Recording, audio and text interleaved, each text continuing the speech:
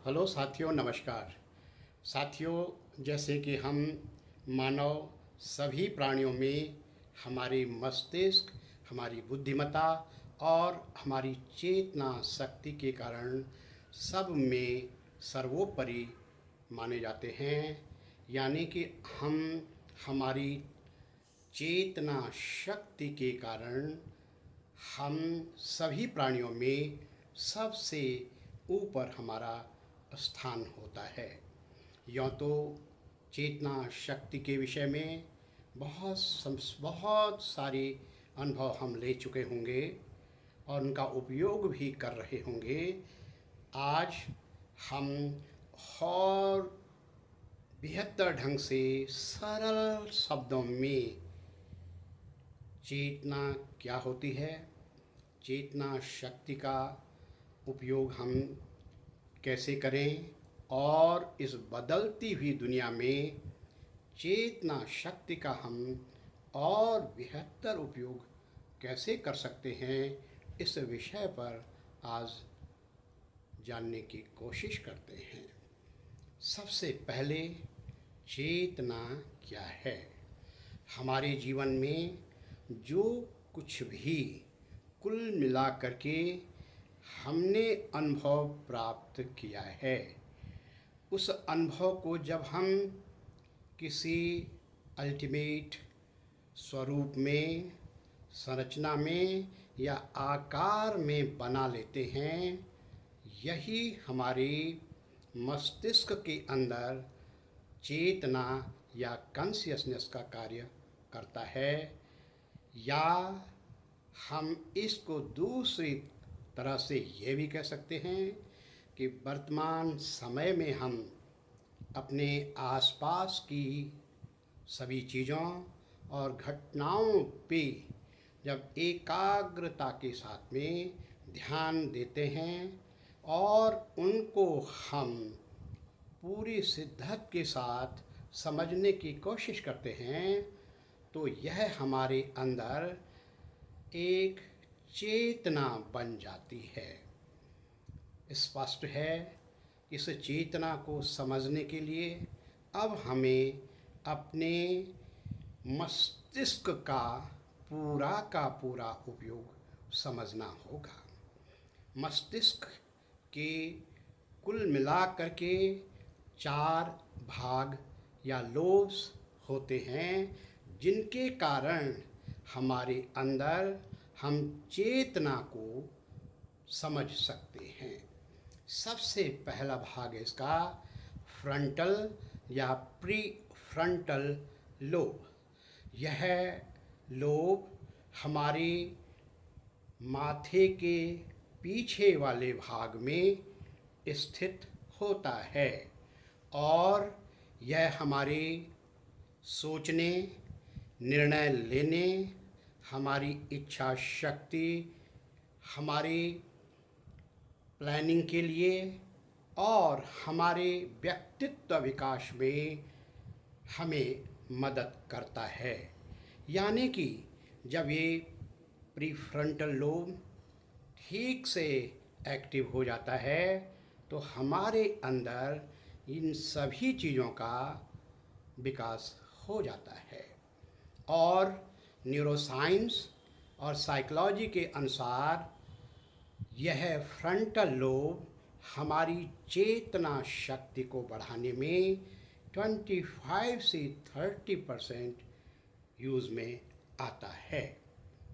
दूसरा है parietal lobe.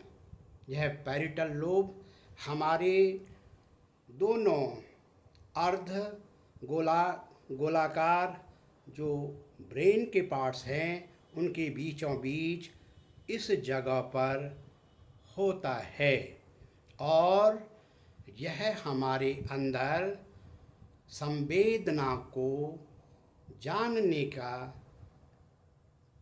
काम करता है। यह हमें बाहरी वातावरण से, जहाँ पर हम वर्तमान में हैं, वहाँ पर इर्द गिर्द से हमें जोड़ने का काम करता है। कोई वस्तुएं आ रही हैं, जा रही हैं, वो कहाँ से आ रही हैं, किधर जा रही हैं, इसका ये हमें सूचना भेजने का काम करता है। यह बाहर का तापक्रम क्या है, कैसा है, इसके लिए हमें सूचित करने में मदद करता है।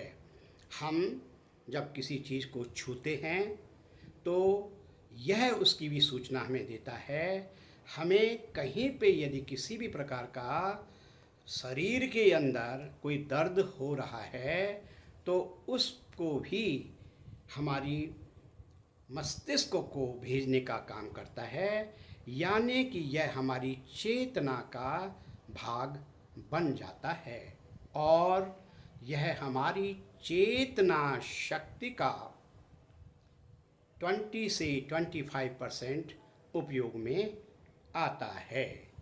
इसके बाद टेम्पोरल लोब तीसरा है और इसमें टेम्पोरल लोब ये हमारे ध्वनि से जुड़ा हुआ है। ध्वनियाँ हमारे अंदर आने का संकेत और चेतना से जुड़ा हुआ है।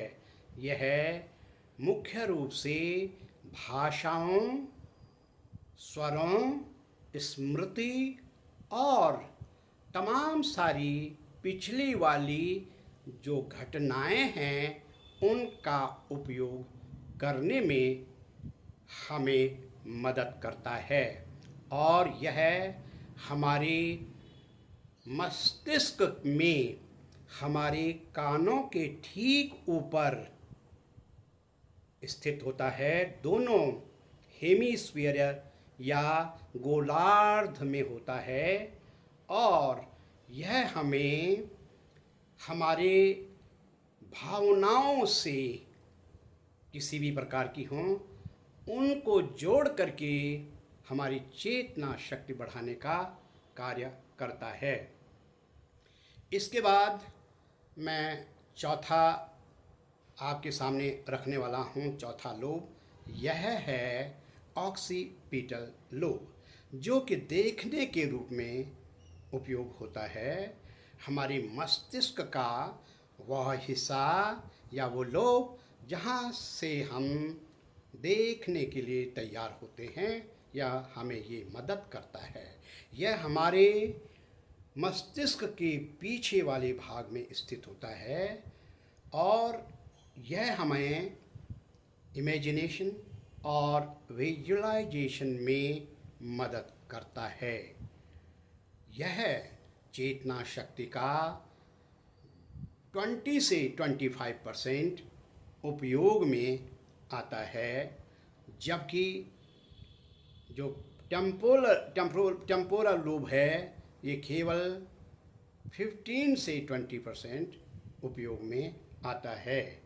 इस प्रकार से इन तमाम लोब्स के द्वारा हमारे अंदर चेतना जग जाती है या चेतना शक्ति पनप जाती है।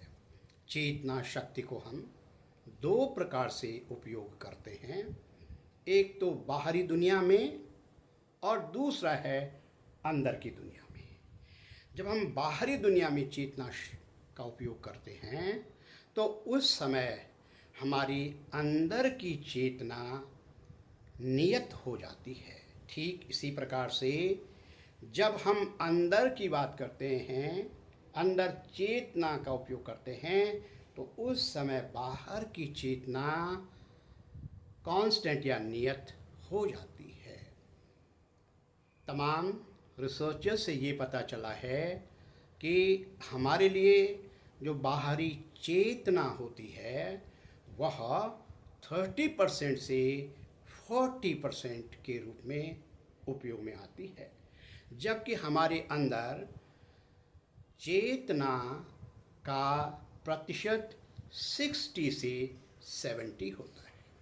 यदि हम इन दोनों को गौर करें तो बहुत स्पष्ट हो जाता है कि चेतना शक्ति हमारे अंदर से ज़्यादा पनपती है। जब हम अपने ऊपर ध्यान से काम करते हैं तो यह चेतना शक्ति ज़्यादा और बेहतर रूप में जग जाती है। अब मैं यहाँ पर कुछ एक साक्षी भाव जो कि चेतना के ही भाग हैं पर आपको कुछ सूक्ष्म रूप से बताना चाहता हूँ।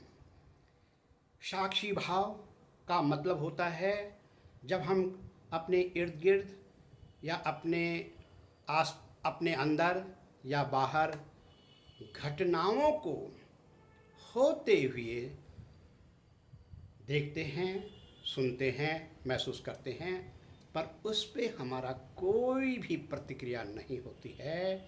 इसे हम साक्षी भाव कहते हैं। इसके दो उदाहरण मैं आपके सामने रखना चाहता हूँ। पहला उदाहरण है कि एक कोई घटना हमारे इर्द गिर्द हो रही है किसी भी प्रकार की, लेकिन उस घटना को हम समझ तो रहे हैं, देख रहे हैं, सुन रहे हैं, महसूस कर रहे हैं, पर हमारी कोई भी प्रतिक्रिया उस पर नहीं है। बहुत बार ऐसा हमारे साथ में होता है। तो इसको हम अंतर साक्षी भाव कहते हैं। लेकिन दूसरा उदाहरण, जब हम इसी घटना को इस घटना के बाहर से देख रहे होंगे, सुन रहे होंगे और महसूस कर रहे होंगे, लेकिन अब हमारा कोई भी प्रतिक्रिया इस पर नहीं है। कहने का मतलब ये है, अब इस घटना को हम बाहर से ऑब्जर्व कर रहे हैं, तो यह बाहरी साक्षी भाव कहलाता है। ये दो भाव हमारी दिनचर्या में बहुत उपयोग में आते हैं। अब मैं आज के बदलते हुए युग में किस प्रकार से हम चेतना शक्ति का उपयोग बेहतर ढंग से कर सकते हैं, इसके लिए आज सबसे पहले हम इस दुनिया पे एक नज़र डालते हैं। आज की इंफॉर्मेशन और टेक्नोलॉजी के कारण आज ये दुनिया हमारे बहुत करीब आ चुकी है। और जब ये दुनिया हमारे आसपास आ चुकी है, तो ऐसे में अब हमें अपनी चेतना शक्ति को भी इसी के अनुरूप ढालने की नितांत ज़रूरत है।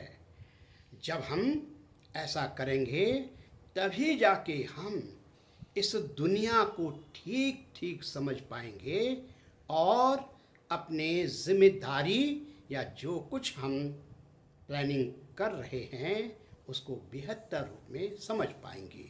तो इसके लिए हमें सिर्फ अपनी चेतना शक्ति को और छोटे स्तर पर यानी माइक्रो स्तर पर चेतना शक्ति को समझने की नितांत आवश्यकता है।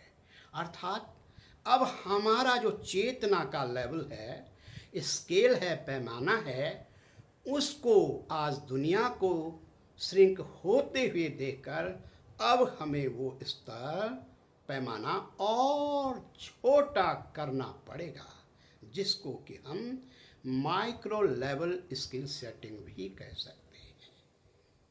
अब ये माइक्रो स्किल सेटिंग क्या है, इसको जानने की कोशिश करते हैं। मैं इसके लिए एक एग्जाम्पल आपके सामने रख रहा हूँ। एक बहुत बड़ा तालाब है जिसमें कि स्वच्छ पानी है और उस तालाब के किनारे हम पहुँच जाते हैं, लेकिन तभी एक तेज से हवा चलती है और इसके कारण तालाब का पानी का ऊपरी सतह हलचल में आ जाता है। उसकी वेव्स बन जाती हैं, तरंगें बन जाती हैं। अब हम तरंगों को देखते हैं तो उस समय जब हम उसको देख रहे होंगे तो हमारे अंदर जो चेतना का भाव है वो बिल्कुल ऊपरी सतह पर है, जिसको कि हम सुपरफिशियल कह सकते हैं। लेकिन थोड़ी देर में जब हवा शांत हो जाती है और हम फिर उसे देखने की कोशिश करते हैं, तो प्रयोगात्मक रूप से हम उस तालाब के बहुत गहरे तलहटी पे एक छोटे से पत्थर को भी आराम से देख लेते हैं। यानी यहाँ पर हमारा यह चेतना का गहरा होने को छोटे स्केल में होने की तरफ इंगित कर रहा है। अब हम ऐसा भी कह सकते हैं कि माइक्रो स्केल सेटिंग क्या है, इस पर हम ये भी कह सकते हैं कि हमारी ज़िंदगी का हमारे लिए 1 मिनट क्या मायने रखता है। जब हम इसे अपने माइंड के अंदर समझने की कोशिश करते हैं तो हमारा माइंड उस पर प्रोसेस शुरू कर लेता है। इस प्रोसेसिंग के लिए ही हमारी जो चेतना हम उपयोग कर रहे हैं वह भी माइक्रो स्केल सेटिंग ही है। एक उदाहरण मैं और देना चाहता हूँ। हम जहाँ पर रह रहे हैं, काम कर रहे हैं, वर्तमान में हम एक शहर के बीच में या गांव के बीच में हैं। यदि हम अपनी स्थिति को बहुत ऊंचाई पर जा कर के अपनी स्थिति को, हमारा व्यवहार, हमारा कार्य, अपने अगल बगल से, अपने आस पास से किस प्रकार है, हम क्या कर रहे हैं अपने नेबरहुड में या अपने समाज के बीच में, इस बात को समझने के लिए मानसिक रूप से जब हम बहुत ऊंचाई से इसको देखते हैं तो क्या होता है, यही माइक्रो स्केल सेटिंग है। तो इस प्रकार से जब हम माइक्रो स्केल सेटिंग कर लेते हैं, यानी कि अब हमारा माइंड यानी हमारी चेतना छोटी छोटी चीज़ों को समझने के लिए तैयार हो जाता है और अब ये ज़्यादा एक्टिव हो जाता है। और इसका परिणाम यह होता है कि जब कल हम क्या थे और आज हम क्या हैं, इस डिफरेंस को जानने की कोशिश करते हैं तो हम इसका बहुत अच्छा अंतर पाते हैं। जबकि हम इसे माइक्रो स्केल सेटिंग से देखें तो ये अंतर हमें पता नहीं लगता है। या हम ये कहें कि हमारे अंदर प्रतिदिन कितना फर्क हमारी व्यक्तित्व में पड़ रहा है, इस उत्तर को शायद हम जनरली सामान्य चेतना से उत्तर देने योग्य नहीं होते हैं। परंतु जब हम माइक्रो स्केल डाल करके चेतना के इस भाव में आकर के इसको समझने की कोशिश करते हैं तो अब हम छोटी छोटी अंतर वालों चीज़ों को भी आसानी से समझ लेते हैं और हम जहाँ पर खड़े हैं, सामान्य रूप से यदि हमें आगे बढ़ने में कोई कन्फ्यूज़न या किसी प्रकार की कोई अनिश्चितता आ रही हो, तो जब हम अपने अंदर ये माइक्रो स्केल सेटिंग कर देते हैं तो सिर्फ और सिर्फ हमें वही रास्ता मिलता है जो हमें चाहिए। इस प्रकार से माइक्रो सेटिंग स्केल से हम अपनी चेतना शक्ति का बेहतर उपयोग कर सकते हैं। धन्यवाद।